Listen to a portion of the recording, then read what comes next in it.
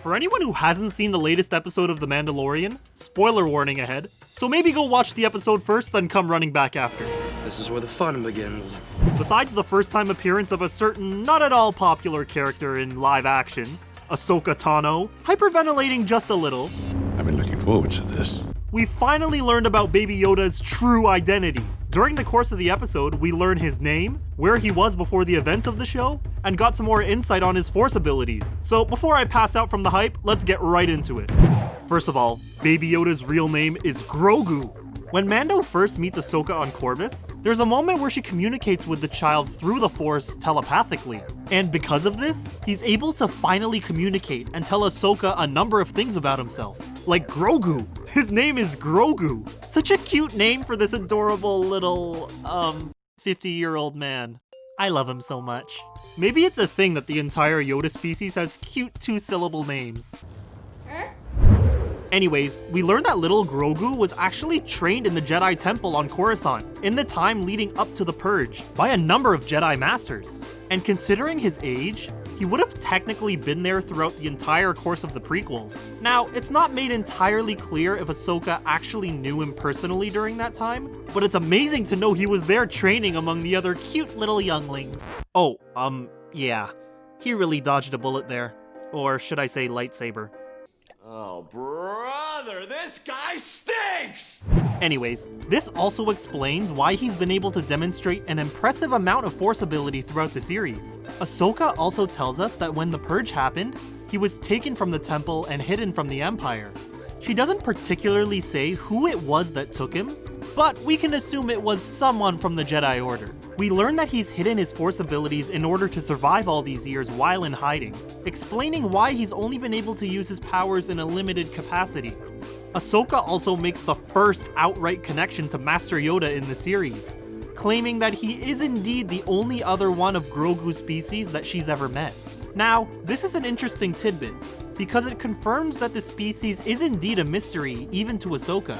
However, fans may recall another member of the species, named Yaddle, sitting on the Jedi Council back in Phantom Menace. But since this predates Ahsoka's time with the Jedi, it would still technically make sense that she only ever met Yoda. But regardless, the mystery surrounding the species is still something to potentially be explored down the line. During the episode, Ahsoka says that she won't train Grogu because of his connection to Mando. And she can sense Grogu's strong connection with Mando, claiming he's like a father to him. However, she's seen what happens when Jedi get too attached to someone, an obvious reference towards her former master, Anakin Skywalker. If you don't know about that little known story, check out the original 6 Star Wars movies, and Clone Wars while you're at it. And you know what, throw in Rebels in there too. Now, while Ahsoka says she won't be able to train Grogu personally, she tells Mando that he could still find another way to have him trained in the Force. At the end of the episode, she tells him to go to the planet Tython, which she claims is home to a temple with a strong connection to the Force, and could potentially allow any of the remaining Jedi to sense their presence and find them. Now, in the Legends continuity, Tython was originally said to be home to the first Jedi Temple, at least until Ankh-To was confirmed to be in The Last Jedi. Without going too in-depth, the planet appeared in a number of past media, including the Old Republic game. In the old continuity, early scholars began the original studies of the Force on Tython, where some of the earliest precursors to Jedi were trained. But a conflict known as the Force Wars between light and dark side users nearly destroyed the planet and left it forgotten. In the current post-Disney canon, the planet actually has appeared once in a comic, Dr. Aphra number 40, taking place during the course of the original trilogy, around Empire Strikes Back. And Darth Vader is actually led to the planet with Imperial forces. However, other than this appearance, its confirmed history still remains mysterious. Now, in relation to the show, with Ahsoka's mention of being able to potentially contact Jedi on Tython, there are only a very select few known living Jedi at this point in time. But considering when the show takes place, about 5 years after Return of the Jedi, is it possible that they'll contact none other than Luke Skywalker?